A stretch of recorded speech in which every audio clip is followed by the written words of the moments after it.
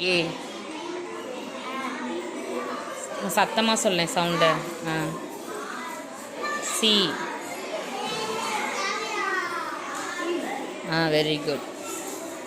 இ. Very good. S. Very good. T. N. N. Very good, very good. M. Sound மட்டும் சொல்லிகிட்டே எழுதுங்க. M.